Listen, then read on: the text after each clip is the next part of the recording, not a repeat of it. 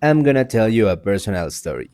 Back when I was in college, I dated a girl who was studying biology. Looking back, she was genuinely a great person. She was funny, caring, and we got along really well. Because of her major, she always had plants around the house. They were doing some kind of classification project or maybe research. I honestly have no idea. Biology was never my thing. But because she loved plants so much, one day she gave me a succulent as a gift. It was just this tiny little cactus like plant, and little by little, I started getting interested in gardening too. The funny thing is, succulents are incredibly easy to take care of, but I still put a lot of effort into keeping mine healthy. I remember when I first got it, it was barely poking out of the soil, just a tiny sprout.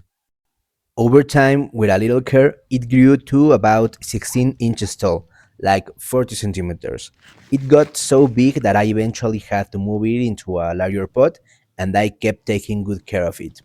Then one day, I went on a trip for a couple of weeks and I completely forgot to ask anyone to water it while I was gone.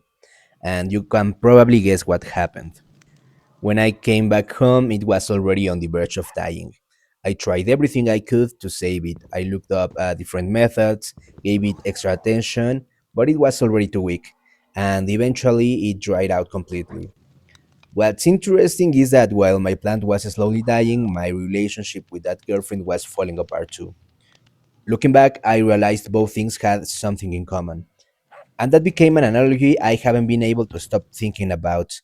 By the end of this video, there's a lesson I think it's worth sharing. So while we build this Minecraft world together, let's talk about it.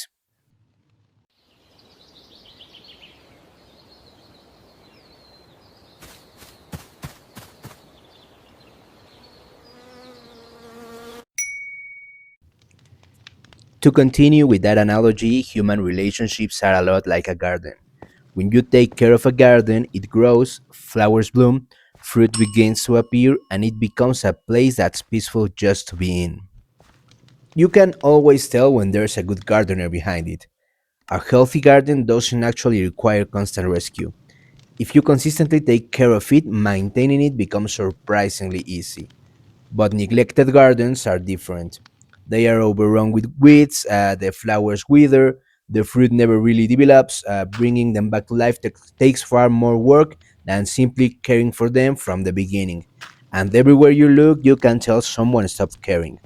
It's probably not the kind of place you'd choose to spend your afternoon. Relationships work the exact same way. Sometimes what happened to my plant happens to our relationships too. Think about your group of friends. Maybe right now you are living some of the best moments of your life with them. You've built memories together, everything feels effortless, and it seems like it'll stay that way forever. But it won't. Time keeps moving, whether we like it or not. Little by little, everyone starts heading in different directions. People get jobs, move away, start families, chase new goals, and before you realize it, those moments together become harder and harder to make happen. That's when the garden starts to be neglected. You could say that's just life. Everyone has their own path. And you are right. But from my own experience, I'll tell you something. Don't stop watering that garden. Don't stop investing in the friendships that matter. It's not always easy, but the friends you truly care about are worth the effort. Speaking of friendships, over 2000 years ago, Aristotle wrote in Nicomachean Ethics that there are three kinds of friendships. The first are friendships of utility. These exist because both people benefit from each other in some way. Maybe they are coworkers, professional contacts, or simply people who only seem to show up when they need something. That doesn't necessarily make those friendships fake. They're just built around mutual benefit. The second type is friendships of pleasure. These are the people you have fun with. You share hobbies, laugh together, have great conversations, and genuinely enjoy being around each other. But you and I both know these friendships can change over time. Sometimes all it takes is for one person to change their lifestyle, priorities, or interests. Then there's the third kind, the rarest one, friendships of virtue. These aren't built on convenience or entertainment. They are built on mutual respect, loyalty, personal growth, and genuinely wanting what's best for the other person. These are the friends who stay during both your best and your worst moments. They're the ones who will tell you the uncomfortable truth when you need to hear it and celebrate your victories without a hint of jealousy because your success genuinely makes them happy. I think everyone should have friendships like this. What's interesting is that friendships aren't stuck in one category forever. A friendship might begin because someone asked you for a favor, then grew into something much deeper. Or maybe it started because you loved hanging out together, but when the parties ended and life got serious, they were still there. For this video, I want to focus on friendships of virtue, because I honestly believe these are the relationships we should protect the most. They are one of life's greatest gifts. Think about it, our relationships are the backbone of our lives. You could own every material thing you've ever wanted, but what would any of it mean if you have no one to share it with? As a modern day poet once said, nothing is awesome unless you have friends to share it with. And this part goes out to all the lone wolves out there. You know, the people who say, I'd rather be alone than surrounded by the wrong people. Now, to be fair, sometimes that's absolutely true, but sometimes that mindset becomes a shield. After getting hurt, it's easier to convince yourself you don't need anyone than it is to become vulnerable again. It's easier to blame everyone else than to work on becoming someone who can build healthy, lasting relationships.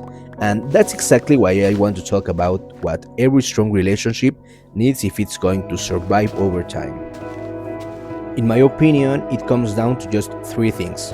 Write this down: time, effort, and imagination. That's it. Now comes the practical part because my videos aren't just about nice ideas. I want you to actually live with something you can use. So let's start with time. Spend it with the people you care about. Yeah, right? I know that sounds obvious, but life gets busy. Work piles up, responsibilities take over, and before you know it, months have gone by without talking to someone who means a lot to you. So make time. Not just any time, I mean quality time. Create new memories together. Do something that breaks the routine. Those are the moments that remind us why life is worth living in the first place. The people you love are a gift. Don't wait until they are gone to realize how valuable they were. Because that's what we do, isn't it? We really appreciate something fully until we've lost it. So carve out some time. If something truly matters to you, you'll find a way. The second thing is effort. Let's be honest, sometimes relationships are exhausting. Some people are simply harder to deal with than others. You know exactly the kind of person I'm talking about. But the relationships worth keeping usually require effort. Nowadays we've become incredibly quick to cut people off the moment a conversation becomes uncomfortable. Instead of trying to understand them, we just walk away. Now, I'm not saying you should stay in toxic relationships. That's not the point. The point is that every single one of us makes mistakes. Sometimes we say the wrong thing, sometimes we misunderstand each other, sometimes we don't express ourselves the way we intended. And yes, sometimes we are the difficult person. That's why empathy matters. Try to see things from the other person's perspective. Make the effort to understand the human being standing in front of you. Because the strongest relationships aren't the ones that never face conflict. They are the ones that are willing to work through it. They are the ones that pull the weeds out of the garden instead of abandoning it. Remember, everyone makes mistakes. So give people a little grace. Chances are someone has already done the same for you. Or one day they will. Finally, the third ingredient is imagination. Imagine what that friendship could look like if you managed to rebuild it. Imagine how good it would feel to reconnect. Then use that same imagination to keep your relationships alive. Come up with new things to do together, try new experiences, make new memories. Don't let every hangout become the exact same routine. Be creative, be intentional, and if someone invites you somewhere, go. even if it's not exactly your first choice. Sometimes the stories you'll remember for years begin with a simple, sure, why not? Before we wrap this up, I want to talk about something that can repair almost any relationship, unless it's an extremely rare situation. And the crazy part is, it's one of the easiest things to give, yet one of the hardest things to ask for. I'm talking about forgiveness.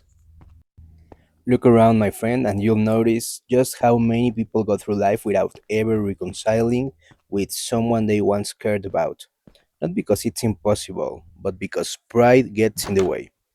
No one wants to be vulnerable. No one wants to be the first person to say, I was wrong. The sad part is, nobody really wins.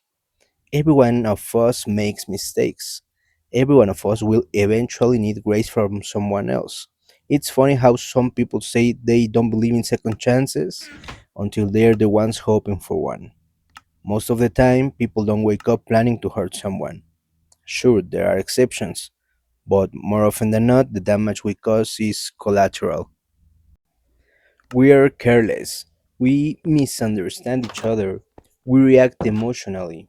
We say something we shouldn't have, but the result is still pain. I think the intention wasn't always cruelty, and I also think remembering that changes the way we see people. Here's something I've learned: we avoid apologizing because deep down, we think admitting we're wrong makes us look weak. In reality, the opposite is true. Owning your mistakes earns respect, and accepting the consequences earns trust. Anyone can defend themselves. Not everyone has the courage to say, yeah, I did that. No excuses, no endless explanations, no trying to twist the story in your favor. Just look the other person in the eyes, own what you did, and accept whatever comes next. Because excuses become habits. Once you get used to making them, you'll eventually have one ready for everything. I know that because I've been that person. Believe me, I've hurt people I genuinely cared about. Some relationships I managed to repair, others never became what they once were. If I could give you one piece of advice, it'd be this: don't wait. If you know you owe someone an apology, make it. Sometimes they'll forgive you, sometimes they'll listen, you'll work things out, and life moves on. But the longer you wait, the harder it becomes for that person to open the door again. At the same time, you can't make someone else responsible for your emotional well being. Sometimes you'll apologize sincerely and they still won't forgive you. If you've done everything you can to make things right, then the next step belongs to them. Don't spend the rest of your life punishing yourself. Peace with yourself is part of building peace with other people. On the other hand, maybe you're the one who was hurt. Maybe the apology never came. Maybe it never will. It's easy to spend years waiting for the other person to finally acknowledge what they did. But eventually, I realized something. Forgiveness isn't something you do because the other person deserves it. You do it because you deserve peace. Real forgiveness means letting go of the resentment. It means choosing not to carry that weight into every new relationship you build. One thing that's helped me is understanding that forgiveness and reconciliation aren't the same thing. You can forgive someone and still decide they no longer have a place in your life. Sometimes that's the healthiest decision you can make. Earlier, I told you to fight for your relationships, and I still believe that. But wisdom is knowing which gardens need more water and which ones have reached the end of their season. That may sound contradictory, maybe it is, but I hope life gives you the wisdom to know the difference. Finally, remember that the pain you are holding on to already belongs to the past. You can't change what happened. What hurts today is often not the event itself, but the memory your mind keeps replaying. Learn to let go, learn to forgive yourself, and learn to forgive others. Don't drag old pain into new relationships that have nothing to do with it. Don't let yesterday decide how you'll treat the people you meet tomorrow. Instead, give your past a new meaning.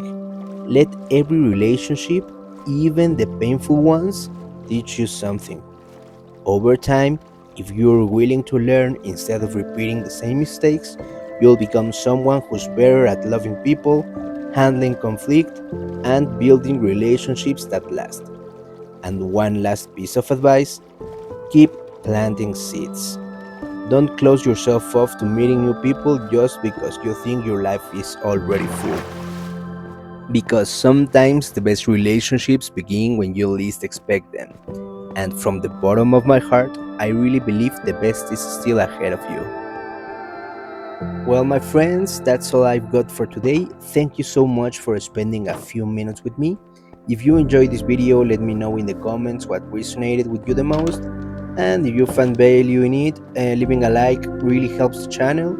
You can also check out my social media if you'd like more content like this. And if you're curious, I also have a Spanish channel where I talk about all kinds of different topics. You might find something you enjoy there too. Thanks again for being here, and I'll see you in the next one. Take care and ciao.